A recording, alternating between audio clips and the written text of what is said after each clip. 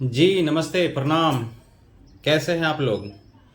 आप लोग का भाई नवदीप आप लोग के बीच 2025 विधानसभा चुनाव पर एक अपील करने आया है आप लोग से।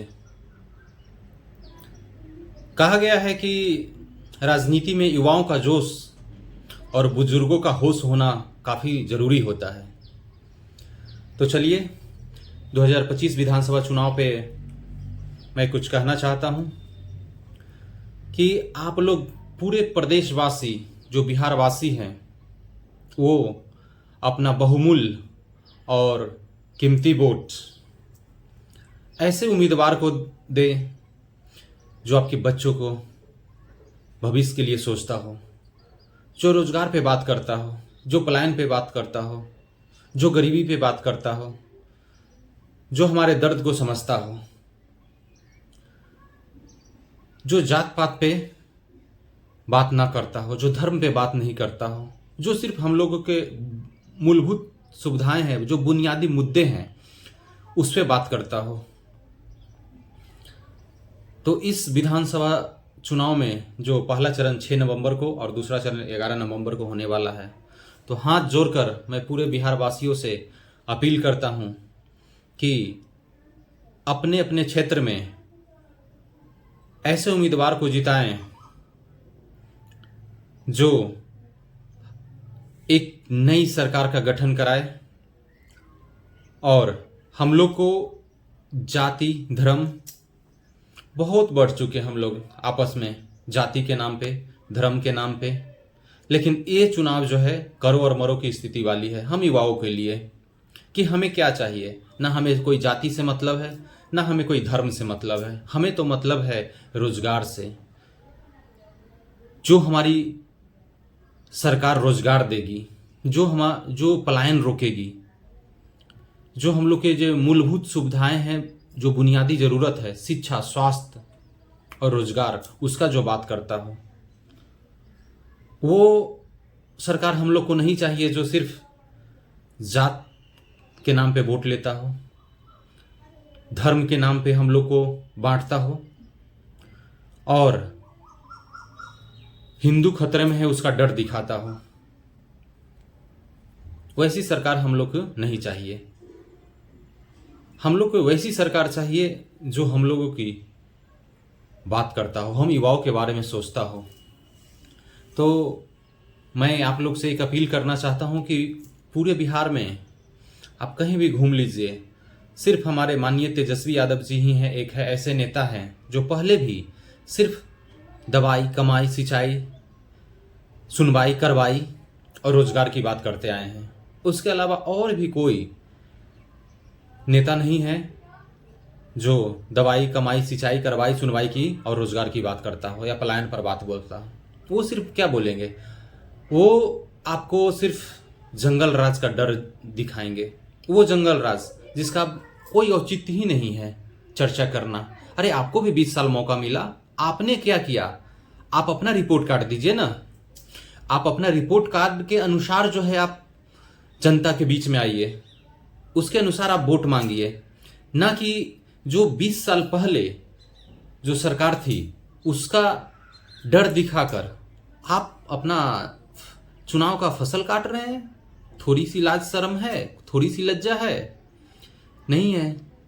अरे आपने जो 20 साल एक बहुत बड़ा समय होता है, उसमें आपने क्या किया हम युवाओं के लिए, हमारे रोजगार के लिए, हमारा पलायन रोकने के लिए, हमारे शिक्षा के लिए, हमारे स्वास्थ्य के लिए आपने क्या किया? इस मुद्दा को लेकर आप चुनाव में जाइए ना। आप अपना रिपोर्ट कार्ड जनता को दिखाइए। आपने 20 साल में काम किया होगा तो जनता आपको जरूर वोट देगी, हम भी देंगे। लेकिन नहीं, वो सिर्फ जंगल राज की बात करेंगे। अरे जो देश के माननीय हमारे जो आदरणीय प्रधानमंत्री जी हैं वो भी जंगल राज की बात करते हैं। उनको भी अपने काम पे भरोसा नहीं है। ना हमारे नीतीश बाबू को है, ना भाजपा के किसी नेता को है अपने काम पे भरोसा। यदि आपको अपना ही इतना काम पे भरोसा है तो आप आइए हम जनता के बीच में अपने काम को लेकर, क्योंकि सत्ता में आप रहे हैं तो क्वेश्चन आप ही से पूछा जाएगा, विपक्ष से नहीं पूछा जाएगा। लेकिन आप लोग जो है आम जनमानस को जो है सिर्फ बरगलाने का काम करते हैं, डराने का काम करते हैं, धमकाने का काम करते हैं। और क्या चीज का? जंगल राज का। वैसे वो जंगल राज तो था नहीं, वो मंगल राज था, वो सामाजिक न्याय का दौर था, लेकिन आप लोग जो है उसका डर दिखाते हैं। उससे ज़्यादा महाजंगल राज तो अब है, लेकिन ये नहीं दिखाई देगी किसी भी गोदी मीडिया को, ठीक है, या न ही उनके अंधभक्त को। लेकिन मैं एक बात कहना चाहता हूँ, आप सभी से, पूरे बिहार वासियों से निवेदन करता हूँ कि एक बार आप लोग, सिर्फ एक बार तेजस्वी जी को मौका दीजिए।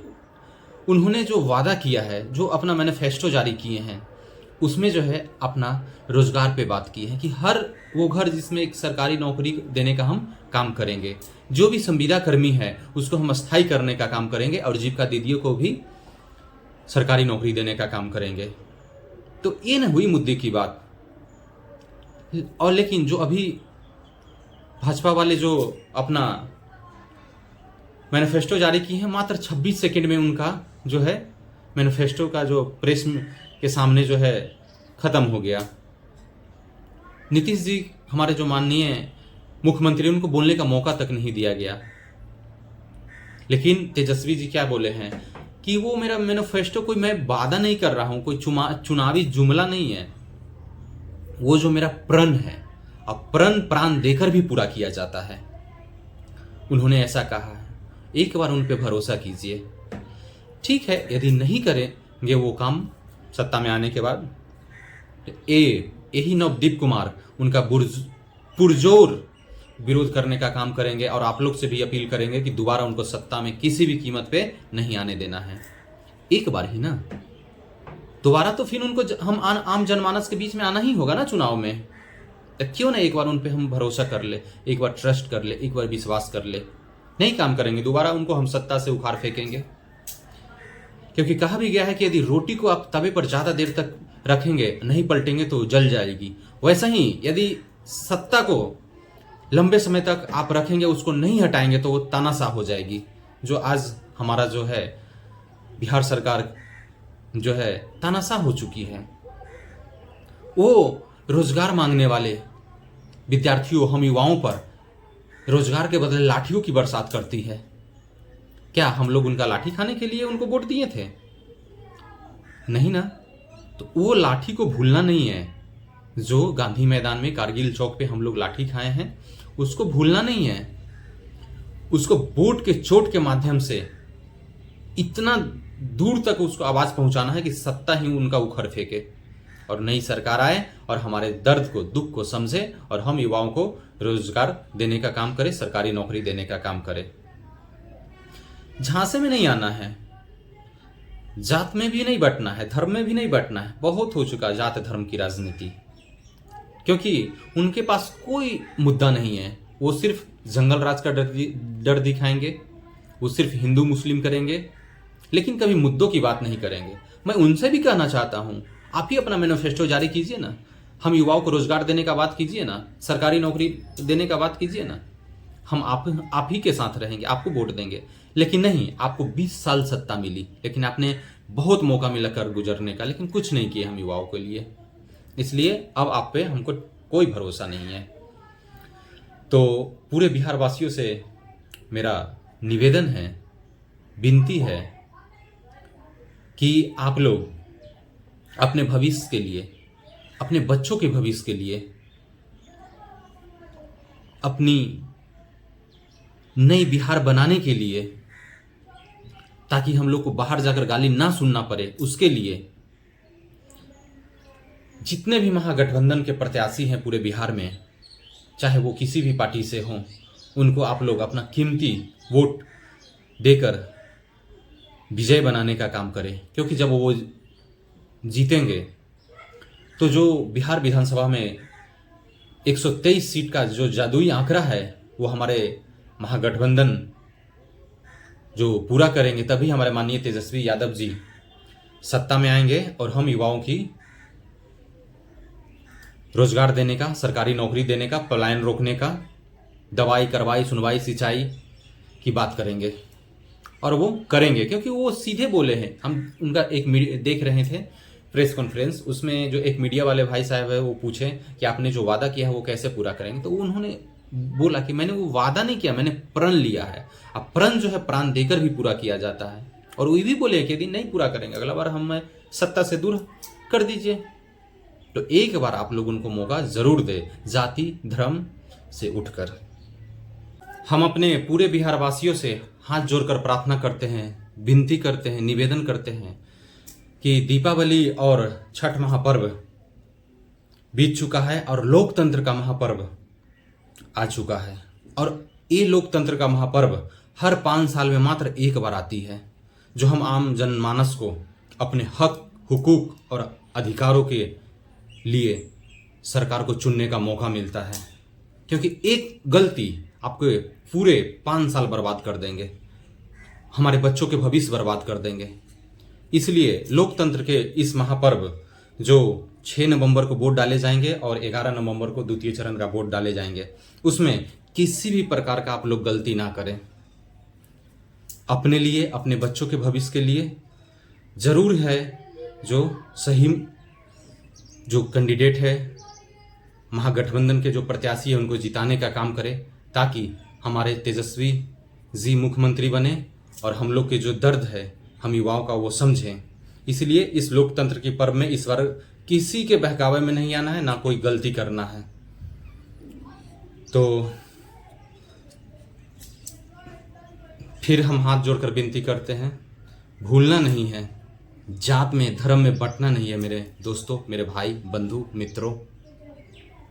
क्योंकि हम युवाओं ही हैं जो इस तानाशाही सत्ता को पलटने का काम कर सकते हैं। इसलिए युवाओं से भी हमको कुछ कहना है, अब और नहीं सहना है। बुलंद अपनी आवाज करो और ऐसी हुंकार भरो, आ जाए चाहे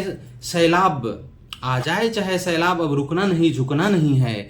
आए अपने हकों और हुकूक के लिए लड़ना है और इस तानाशाही सत्ता को कार फेंक कर माननीय तेजस्वी यादव जी को गद्दी पे बैठाना है और राम राज लाना है। क्योंकि बगावत सीने में लेकर कोई पैदा नहीं होती है, बगावत सीने में लेकर कोई पैदा नहीं होती है। ये तो हालात है जो इंसान को बागी बना देते हैं। तो हम लोग को इस बार जो है इस सरकार से बागी बनना है। जो वर्तमान सरकार है उससे बागी बन के नई सरकार का वोट देना है और वोट की चोट पे अपने जो है दिखा देना है कि हम लोग का वोट का जो है आम नागरिकों का चोट, वो डंडे जो हमने खाए हैं उससे काफ़ी ज़्यादा सदंतर इसका गूंज जाना चाहिए। तो बाकी तो आप लोग हमारे बिहार के जनता काफ़ी खुद समझदार हैं, क्योंकि हम बिहार वासियों के रग रग में राजनीति बसा हुआ है। तो धन्यवाद। इस छठ और दीपावली महापर्व के बाद जो हमारा लोकतंत्र का पर्व है 6 नवंबर 11 नवंबर को ईवीएम का बटन वहीं दबाइएगा जहां हमारा जो हक और हुकूक की लड़ाई लड़ रहा है और जो हमें प्रण दिया हो। धन्यवाद। जय महागठबंधन, जय तेजस्वी जी, जय बिहार।